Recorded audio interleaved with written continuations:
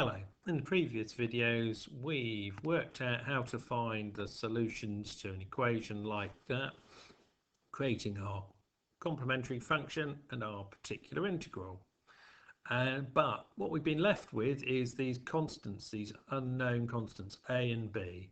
What we're going to do, we're going to use our boundary conditions to work out what these values are for a particular problem. Okay, let's have a look at this one. Here's the equation. We in the previous video worked out that the solution was that's the general solution, and we don't know what the A and B are.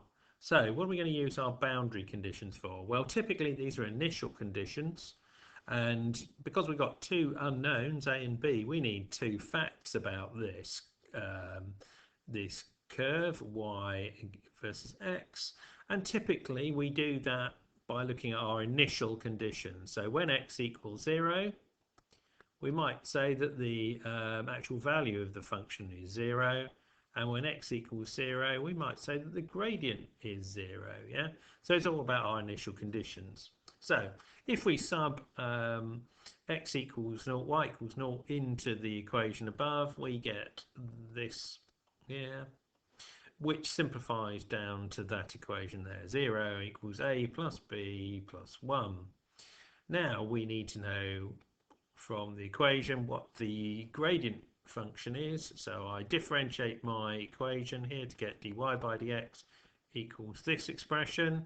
And then I'm going to substitute in x equals 0 and dy by dx equals 0. Says my gradient equals 0, x equals 0 throughout.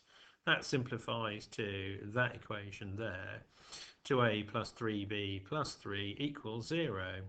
Now we can solve these simultaneous equations. There they are, rewritten in typical form. Probably do a bit of elimination here by multiplying the top one by 2. And what do we get? Well, we get a equals 0, b equals minus 1. And if we write that out, we've now got a particular solution for this problem. It's the exact solution for this one here.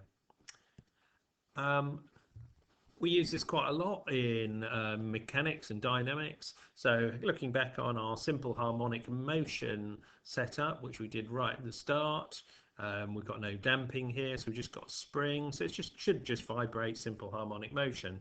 Well, our complementary function we proved because we found that our z was plus or minus 2i. So we found that our complementary function is a to cos 2t and b to sine 2t. What's our particular integral? Well, we now need interested in this 9.8 here, aren't we? So what am I going to do? I'm going to sub in y equals p. The differential is going to be 0. Second differential is also 0. So I sub that into my equation up here, my differential equation. I get 0 plus 4p equals 9.8, which tells me that p is 2.45. So my particular integral is y equals 2.45, and therefore my complete solution is x equals a cos 2t plus b sine 2t plus 2.45. Now, I want to know what the motion is, and I might well, for this general equation, I might want to know what I'm going to do next.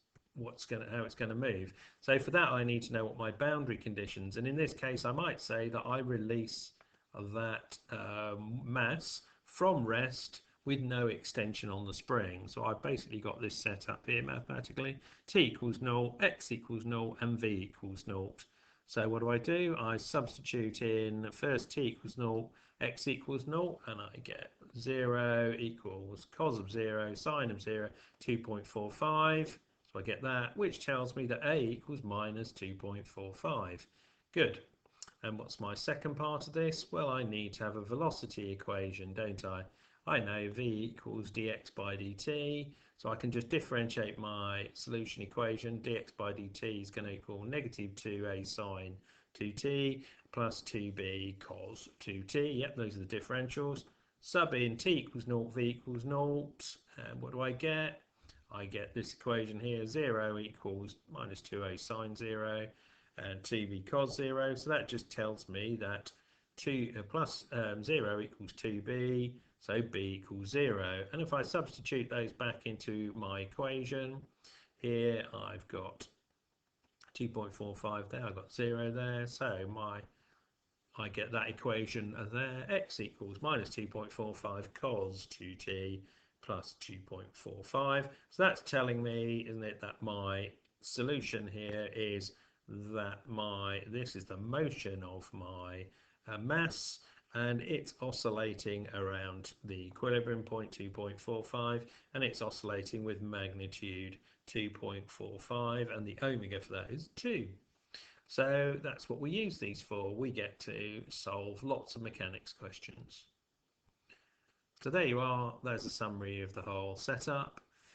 We use our boundary conditions to find our unknown constants a and b in our complementary functions, and that gives us unique solutions. The boundary conditions can be anything about the x and y values at particular combinations, but typically they're the initial conditions, because we're really doing this as we're usually doing it as a mechanics problem. So there you are.